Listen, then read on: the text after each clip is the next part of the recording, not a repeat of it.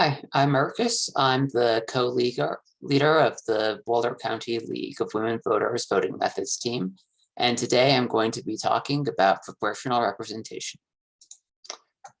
So first of all, what is proportional representation? And then I'll get into why districts and block plurality voting fail to deliver proportional representation.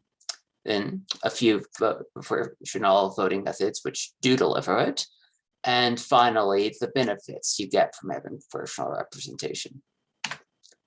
So what is proportional representation exactly? Proportional representation means having an elected body resemble the electorate in whichever ways the electorate wants to be reflected. This can be race, it can be geography, it can be ideology, it can be whether or not somebody is a renter, anything the electorate deems important. And this can change over time. Maybe people start caring a lot about having a representative who lives by them, but later on they care more about partisan ideology that transcends district lines or what have you. Proportional representation should be able to handle such changes. So let's talk about some commonly used systems and why they don't deliver proportional representation. The first one I'll talk about is called plurality block voting or block plurality. The terms are interchangeable. This is the system currently used in the city of Boulder to elect city council, and it's used in a whole lot of other cities as well. So how it works is each voter can vote for up to as many candidates as there are winners, and the candidates who have the most votes win. Simple. The problem with this is that a single faction can win every single seat, even if they are only a slim majority, even if they have only a slim majority of support, or even just a plurality of support. And in Boulder, something of this sort happened recently in the 2019 city council election, where we've got two main factions, the slow growth and the pro-density faction. And the pro-density faction won all of the four-year terms, in spite of the fact that the biggest player in the slow growth faction, Plan Boulder, well, of the candidates they endorsed, all of them won a vote on over 30% of ballots, yet they won none of the four-year terms.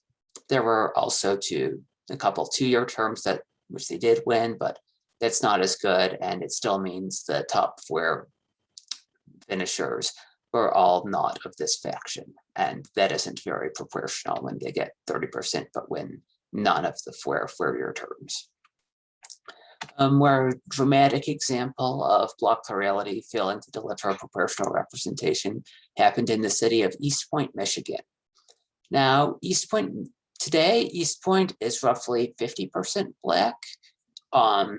In 2000, it was maybe 5% Black or so, and the demographics have been changing pretty rapidly. But Black people have been a sizable minority in East Point for quite a while now. However, it wasn't until 2017 that a Black candidate won a contested election for city council. And the reason for that is the simple problem with block plurality.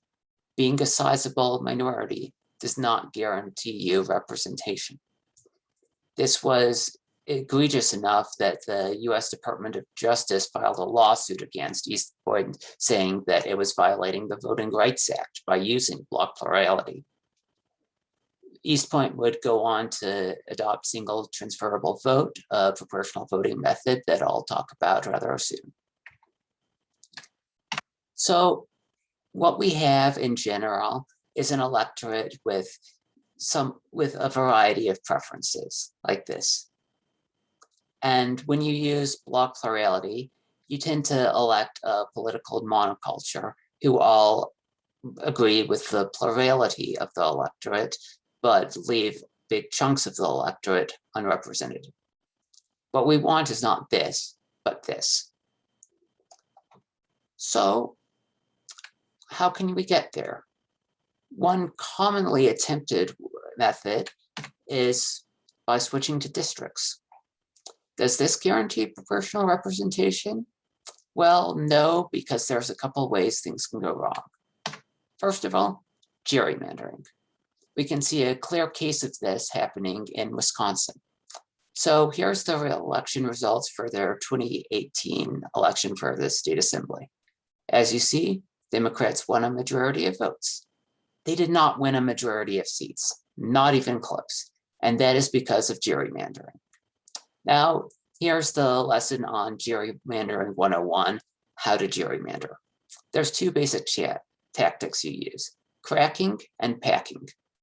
Cracking is when you divide the opposing party such that they use a lot of votes so that a lot of their voters cast their votes without really winning elections because they constitute a big minority, say 40-ish% in a whole lot of places. So if you can get the opposing party winning 40% of the vote everywhere, they would win no seats whatsoever. You can see some of that in this map of Wisconsin with all the light red districts that Republicans won by a relatively small margin, far more light red than dark red on this map. Of course, that doesn't get you all the way if the opposing party is actually the majority. They have to win some seats, but you and make that be as few seats as possible by having them win with those seats with massive overkill in the strategy that's known as packing, where you put as many of the opposing party's voters into just a few districts as you possibly can. See all the dark blue districts that Democrats won in a landslide.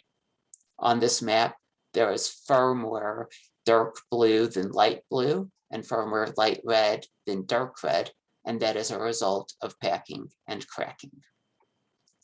Okay, but we've kind of dealt with this in Colorado, at least to an extent, by having independent redistricting commissions. If we don't have gerrymandering, does that mean we do have proportional representation? No, things can go wrong in a different way, as they have in Massachusetts. So Massachusetts is, as you're all probably aware, a blue state, but that doesn't mean everybody there is a Democrat. In fact, the Republicans who run for Congress or president or what have you there have consistently won something on the order of a third of the vote. And that's a sizable minority. So given that Massachusetts has had 9 or 10 seats in the US House of Representatives, you'd think that they'd consistently be winning 3 or so seats. In fact, since 1994, they have won 0 seats.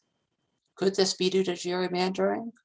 Well, no, for the simple reason that it is not possible to draw district lines in a way that would elect enough Republicans. Munduchin, a researcher at Tufts University, analyzed voting data and found that even without the very basic requirement that districts be contiguous, and contiguous means all connected as one clump, so a discontiguous district would have one clump here, another clump here, and nothing connecting them. Even without that incredibly basic requirement, you still can't draw majority Republican districts. Here's a map.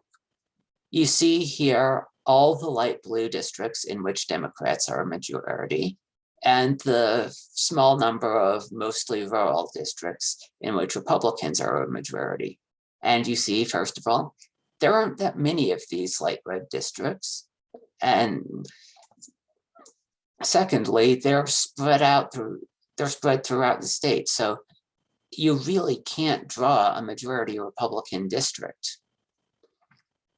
The issue here is that Republicans are insufficiently clustered. They are a sizable minority virtually everywhere, but they are a sizable minority virtually everywhere, but they are a majority just about nowhere. Here's how Munduchin concludes. We argue that the underperformance of Republicans in Massachusetts is not attributable to gerrymandering, nor to the failure of Republicans to field House candidates, but is a structural mathematical feature of the distribution of votes. For several of the elections studied here, there are more ways of building a valid districting plan than there are particles in the galaxy, and every one of them will produce a 9-0 Democratic delegation. Okay, districts don't produce proportional representation, and block voting does not either. What does? Well, there's a couple of requirements. First of all, we need multi-winner elections. Otherwise, there's no preventing what happened in Massachusetts. This can be done either at large, where you have a single election in which the entirety of a legislative body is elected by everybody voting in the same race, or you can divide things up into multi-member districts where each district elects more than one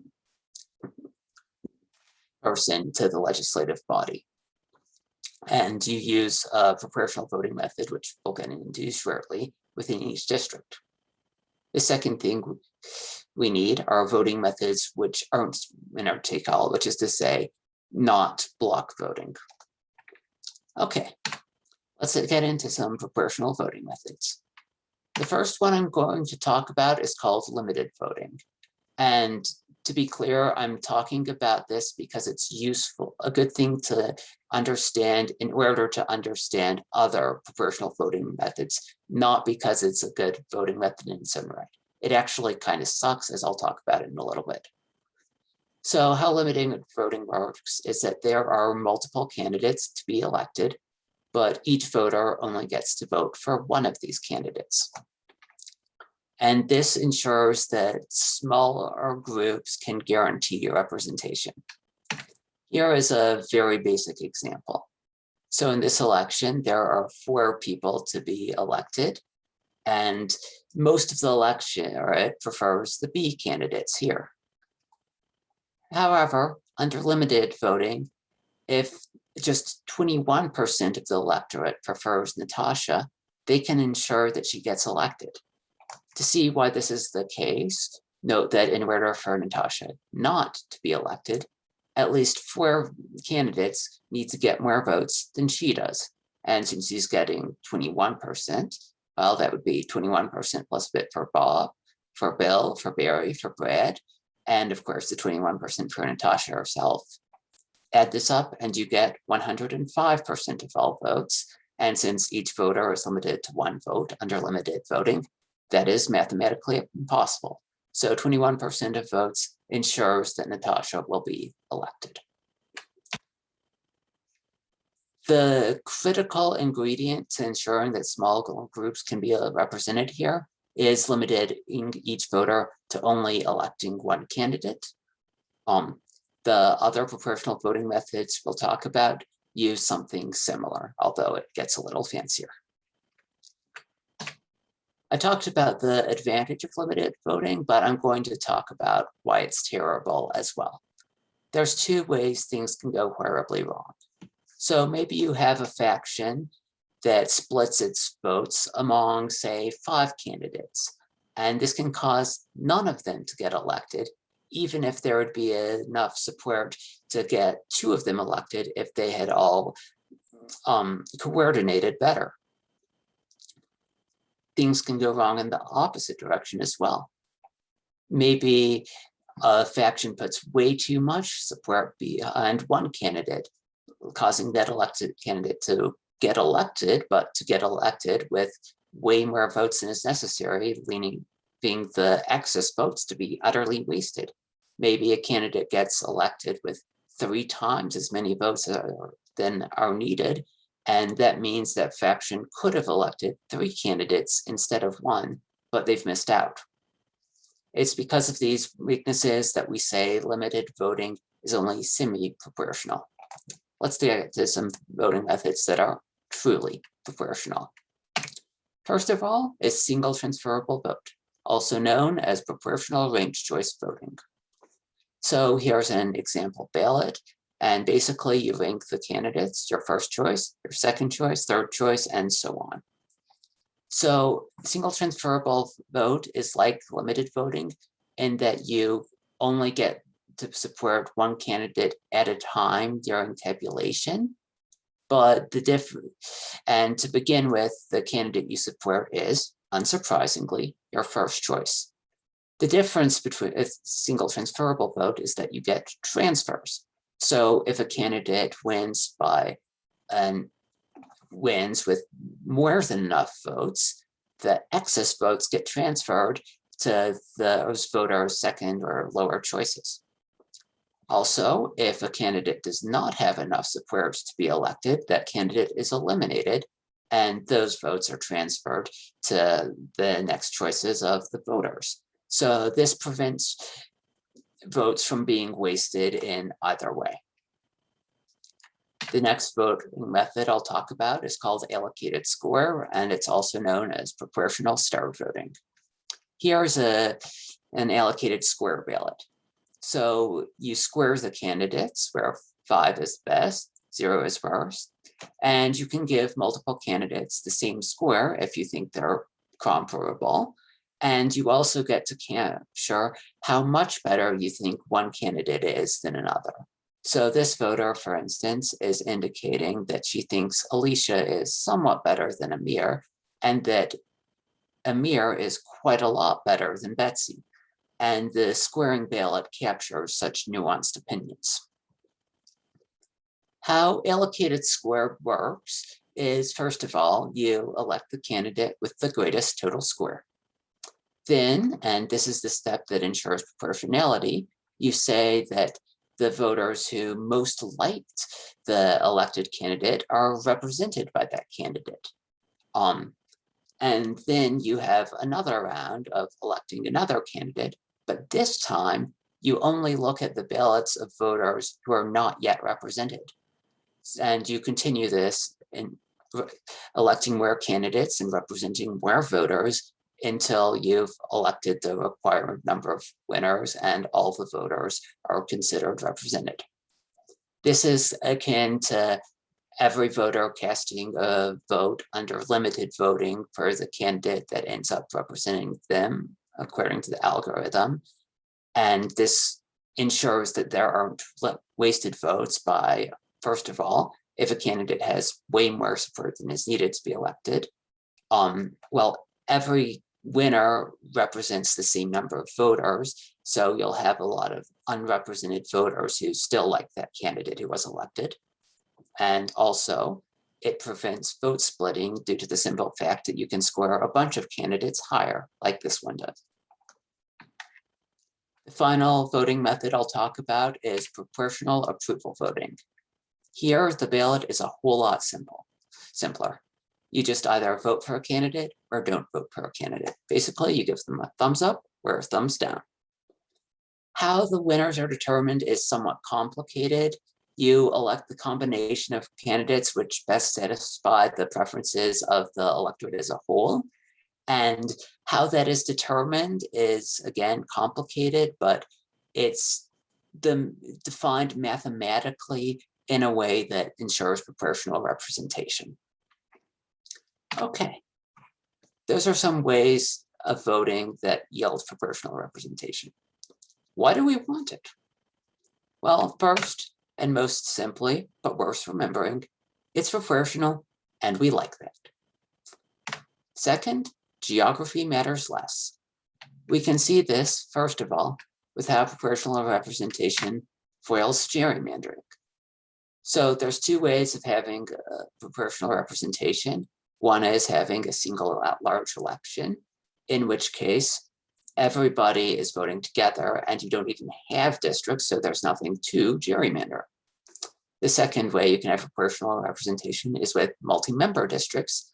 And this is a little subtler, but it still foils gerrymandering because it foils both the tactics of gerrymandering. If you try to pack the opposition into a few districts that they win by massive margins, well, winning by massive margins means that they'll win all the seats in those districts. So you haven't accomplished that much. If you use the other strategy of gerrymandering, cracking, and put the opposition into a bunch of, split the opposition between a lot of districts, all of which they lose by a moderate margin, they will still win some seats in those districts. So neither strategy really reduces the total number of seats that the opposing party wins. Proportional representation also deals with other effects of geography. So you can have a natural form of packing, if you will, when one region strongly favors a single party. Imagine, for instance, a dense city that is heavily Democratic. Conversely, you can have cracking naturally when a group constitutes a sizable minority basically everywhere, as happens with Republicans in Massachusetts. And proportional representation works here for the same reasons. It deals with purposeful gerrymandering with intentional packing and cracking. With proportional representation, geography does not determine who the partisan control over an elected body. The next benefit of proportional representation is that you get more competition. And when you have single winner districts, you might not get that much competition. So there's a few problems you can get. First, you might have a completely uncontested race in which only one person is even running, and this person can win, and obviously will win, since it's uncontested, even if they're not all that great. Alternatively, you could have two really good candidates living in the same district, and, well, only one of them can win, even if the people living in the district next door would rather be represented by the loser of that race. We can see this in Bloomfield, and here is a table showing how many candidates were in each race in each year. So, for example, here in 2017, there were 2 candidates running for mayor. You can see here that there were a lot of uncontested races. In 2011, only the mayoral race was contested. The voters had no choice over who would be elected from the wards. In Ward 3, the race was uncontested more often than not. And all told, you get way less competition than would be liked, and voters have often not really had any choice at all. We can also see a lack of competition in the US House of Representatives. So you can have a lot of safe seats there where one party has way more voters than the other party, and the race is pretty much a foregone conclusion. And this is the case in a substantial majority of districts. If you lived in a multi-member district, you'd be far more likely to have a competitive race. So say, to begin with, that a district is 50% Democratic and 50% Republican. Naturally, such a district would be competitive even if it just elected one person. And if you elect 5 representatives, it's still competitive, but the competition is over who is the 5th person to be elected, since it's more or less inevitable that each party will win at least 2 of the seats. The question is who wins the 3rd seat, who wins 3. What's special about proportional representation is that you have serious competition if a district is split 70-30 in the case of 5 representatives. So here, it's pretty much inevitable that one of the parties will win at least 3 seats and the other party will win at least 1 seat. But what's very much up in the air is whether you'll end up with a 3-2 seat split or if we're 1 split. Now you can have situations where it's not so competitive. So if it's a 60-40 split, it's pretty much inevitable that the larger party is going to win 3 seats. But there are more possibilities for competition than you have with single winner districts. Another reason you could get more competition is that third parties can throw a wrench in things. And this is far more feasible for them since it only needs 17% support to win a seat in a district that elects 5 representatives. That's because, of course, it's mathematically impossible for 6 candidates to each get 17% or more. That brings me to the next benefit, ending the two-party system. So PR, proportional representation, helps third parties in a couple ways. First of all, and this is something that the voting methods I've talked about have in common with basically any good voting method, including some single winner ones, supporting third-party candidates doesn't mean your vote is wasted. So under, say, single transferable vote, you get to rank a preferred third-party candidate first and still get to rank an acceptable candidate of a major party later. So you're not throwing away your vote by supporting the third party, and you have similar ways of not throwing your vote away and supporting third parties with allocated score and proportional approval voting. And with these better voting methods, third parties can see their full support, so it's harder to do things like exclude them from debates if it's apparent that they're getting a lot of support. Proportional representation does this and more. With single winner reforms, it's still necessary to win 51% of the vote, or, well, a plurality anyway. But with proportional representation, you only need to win something like 17% of the vote if you have 5-member districts. And that is far easier of a bar to clear for third parties. It's not just the currently existing third parties like the Greens and Libertarians and Constitution Party that you might see winning some seats. You could also get some new third parties from members of Congress who break from their parties. I think Justin Amash, the only Republican in the House to vote for Trump's impeachment the first time around, would be a reasonable possibility here, for example. You could also see somebody who disagrees with their party on several issues, like Alexandria Ocasio-Cortez deciding to make a third party. Let's look at this empirically by looking at some data from Australia.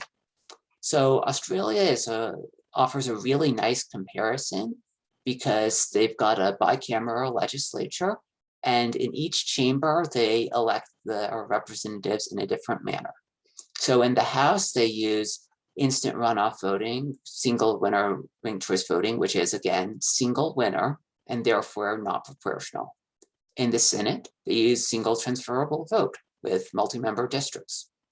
So in each case, the voters liked the Green Party to about the same extent, a bit more than 10% had the Green Party as their first choice.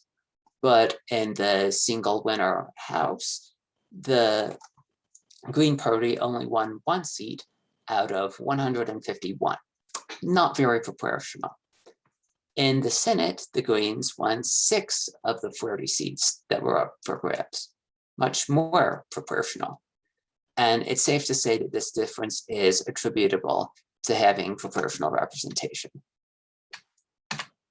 The last benefit of proportional representation I want to talk about is better diversity. And once again, let's look at Australia. So here we have the percentage of women in the Parliament of Australia over a large time frame. The light blue line is in the House, where it's single winner districts, and the dark blue is the Senate, where we've got proportional representation. And in every single year, a larger fraction of the chamber, a larger fraction is women in the Senate than in the House. This is true when you had very few women in the Senate and none whatsoever in the House. And it's true now when you have nearly 50% of the Senate being women. You also have benefits in terms of racial diversity. I don't have the data for this, unfortunately, but in the city of Cincinnati, back when they used single transferable vote, the number of Black people in the city council closely tracked the fraction of the city population that was Black. And when they switched away from single transferable vote, the number of Black people on city council went straight to 0. I'll conclude by quoting the US League's position on proportional representation. The League supports electoral systems that elect policymaking bodies that proportionally reflect the people they represent. We support systems that inhibit political manipulation, e.g. gerrymandering. And that is something that proportional representation is excellent at. Thank you.